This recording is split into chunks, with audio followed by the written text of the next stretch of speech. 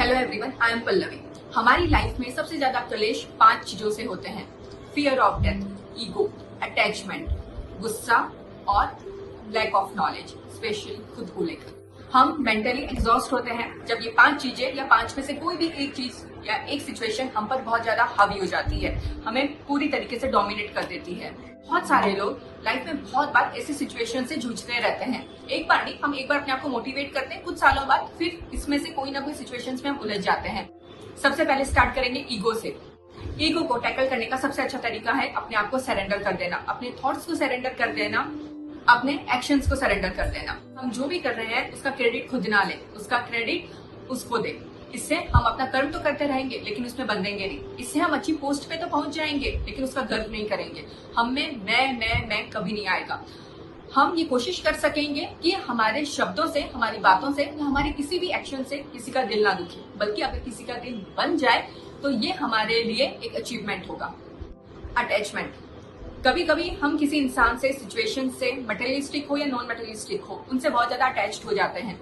कितनी अजीब बात है ना। कभी हमारे दिमाग को या हमारे मन को वो चीज बहुत ज्यादा चाहिए होती है। जैसे एक छोटा बच्चा एक छोटी से चीज के लिए बहुत ज्यादा रोता है या किसी खिलौने के लिए ऐसे रोता है कि अगर उसे वो ना मिले तो पता नहीं क्या हो जाएगा।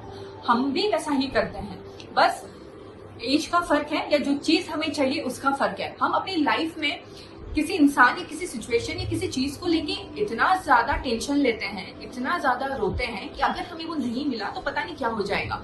लेकिन कुछ साल बाद या कुछ सिचुएशन चेंज होने के बाद हमें ऐसा लगता है हम कितने बेवकूफ थे, हम उसके लिए रो रहे थे या उस सिचुएशन पे रो रहे थे। और हम जब पीछे मुड़ के देखते हैं तो हमें ऐसा लगता है कि सब कुछ ठीक है, आज जो है वो परफेक्ट है। अगर मैं आपसे कहूं कि आप अपनी लाइफ किसी और से रिप्लेस कर लो तो आप नहीं कर पाओगे। अगर मैं आपको कहूं कि आप अपने कजिन की लाइफ से या अपने किसी पहचान वाले की लाइफ से अपनी लाइफ को रिप्लेस कर दो तो 10 में से 8-9 लोगों को आप क्रॉस कर दोगे कि नहीं भाई, मेरी जो लाइफ है वो बहुत अच्छी है, मैंने जो लाइफ को जो टैकल किया वो बहुत अच्छा है कंपेयर टू हिज और हर। सो अपने आप को सरेंडर रखो, अपने एक्शंस को सरेंडर रखो। इस चीज से हमें हर सिचुएशन में अटैचमेंट, गुस्सा, ईगो को टैकल करने में बहुत हेल्प मिलती है। Fear of death, fear of death ऐसी चीज है जो हर किसी को अपने अपने लेवल पे खुद टैकल करनी पड़ती है। जो चीज को हम जानते ही नहीं कि जो 2 घंटे बाद आने वाली है, 2 साल बाद या 20 साल बाद, उसके बारे में टेंशन लेने से अच्छा है कि आप अपने हर एक मोमेंट को ऐसे जियो कि ये लास्ट है। अगर ये लास्ट मोमेंट है तो इस वक्त किसी के लिए गॉसिप मत करो, किसी के लिए नेगेटिव नहीं बोलो, अपने लिए जियो। अगर आपके पास कुछ साल आखिरी के बचे हैं तो आप क्या करोगे ये सोचो। खुश रहोगे, आसपास के लोगों को खुश रखोगे, अच्छा पढ़ोगे, अच्छा काम करोगे। इंस्टेंट ऑफ रिटायरमेंट के आज से ही भगवान के सानिध्य में थोड़ा बैठोगे, ग्रेटिट्यूड रखोगे, बहुत सारे लोगों को थैंक यू बोलोगे, उसे थैंक यू बोलोगे, वह सब काम करना शुरू करो तो फियर ऑफ डेथ काफी हद तक कम हो जाएगा। एंड सबसे last but not the least और सबसे अच्छा, अपने आप को जानो। हम में से बहुत सारे लोगों की प्रॉब्लम ये है ना कि हम अपनी लाइफ को खुद को ही बहुत हल्के में लेते हैं। हम अपने लिए कभी टाइम नहीं निकालते। एटलीस्ट 365 दिन में से 65 दिन तो खुद के लिए रखो। रोज कुछ घंटे सिर्फ खुद के लिए रखो। आपका लाइफ पार्टनर, बच्चे, पेरेंट्स सब कुछ ठीक है।